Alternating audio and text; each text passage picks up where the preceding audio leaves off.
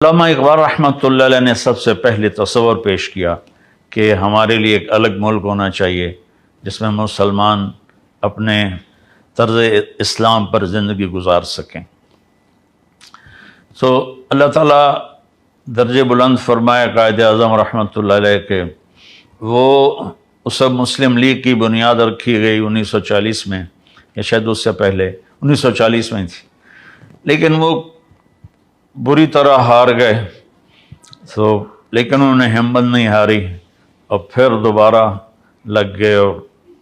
تو اکثر علماء کا یہ تھا ذہن کہ الگ ملک نہیں بننا چاہیے، بہت قتل عام ہوگا، لیکن مولانا شبیر احمد عثمانی رحمۃ اللہ علیہ اور مولانا ظفر احمد عثمانی رحمۃ اللہ علیہ اور مولانا اشرف علی تھانوی رحمۃ اللہ علیہ، ان کا ذہن یہ تھا کہ الگ ملک ہونا چاہیے، چونکہ مسلم اور غیر مسلم کی ترجیحات ایک نہیں ہیں تو یہ اکٹھے چل نہیں سکیں گے، اور یہ بات ان کی بہت درست تھی۔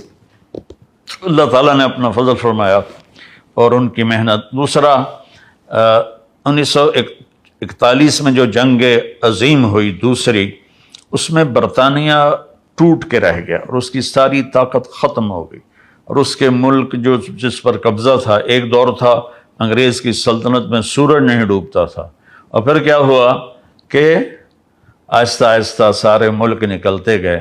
تو انہوں نے دیکھا کہ اب ہم انڈیا پہ حکومت قائم نہیں کر سکتے، اور ادھر سے تحریکیں بڑھتی گئیں۔ پاکستان کا مطلب کیا، لا الہ الا اللہ، یہ نعرے پورے ہندوستان میں گونج رہے تھے۔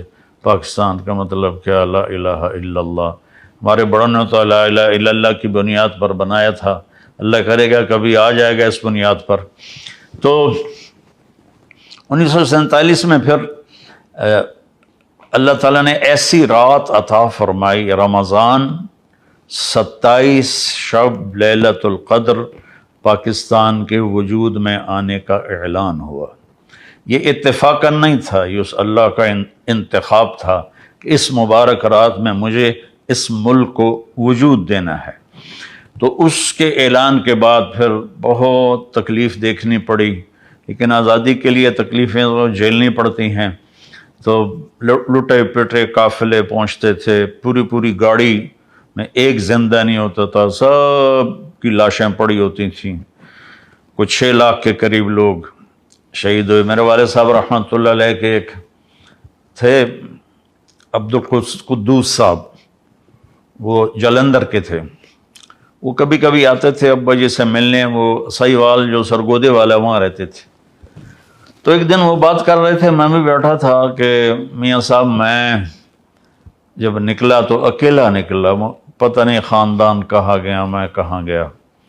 تو دن میں گنے کے کھیت میں چھپ جاتا تھا، اور رات کو پھر میں پیدل چلتا تھا، اور میرا سفر تھا لاہور کی طرف۔ لیکن چلتے میں دریائے ستلج پہنچ گیا۔ اس وقت دریائے ستلج موجیں اور ٹھاٹھیں مارتا تھا۔ اب پیچھے ہٹیں تو قتل ہیں، اور آگے جائیں تو ڈوبنا ہے، کہنے لگے تیرنا آتا نہیں تھا۔ تو میں نے کہا میں قتل ہونے سے بہتر ہے پانی میں ڈوب کے مر جاؤں۔ تو انہوں نے ایک لکڑی ان کو ملی ذرا بڑی سی، وہ اٹھا کے نا اس کو پکڑ کے پانی میں کود گئے۔ کہنے لگے جب میں تھوڑا سا آگے گیا تو سارا دریا لاشوں سے بہہ کے چل رہا تھا، پانی نظر ہی نہیں آ رہا تھا، لاشیں تھیں اور نیچے پانی تھا، لاشیں اوپر تھیں۔ تو میں زندگی بھی تھی، لکڑی کی برکت سے چلتے دریائے ستلج کا کنارہ دوسرا آ گیا تو وہ پاکستان تھا۔ تو اس طرح میری جان بچی اور میں پہنچا۔ تو یہ ایک بہت بڑی قیمت تھی جو دینی پڑی۔ اللہ تعالیٰ قائد اعظم رحمۃ اللہ علیہ کی قبر کو روشن فرمائے، احسان عظیم کی امت پر، انتہائی دیانتدار، انتہائی سچے، انتہائی کھرے۔ تو ایک دفعہ مولانا شبیر احمد عثمانی رحمۃ اللہ علیہ سے کسی نے پوچھا آپ نے قائد اعظم کا جنازہ کیوں پڑھایا؟ کہنے لگے جنازے سے چند دن پہلے میں نے خواب دیکھا، اللہ کے نبی کھڑے ہیں اور ساتھ قائد اعظم ہیں، اور اللہ کے نبی فرماتے ہیں یہ ہمارا مجاہد ہے، تھپکی دیتے ہیں اور کہتے ہیں یہ ہمارا مجاہد ہے۔ تو کہا میں نے اس لیے ان کا جنازہ پڑھایا۔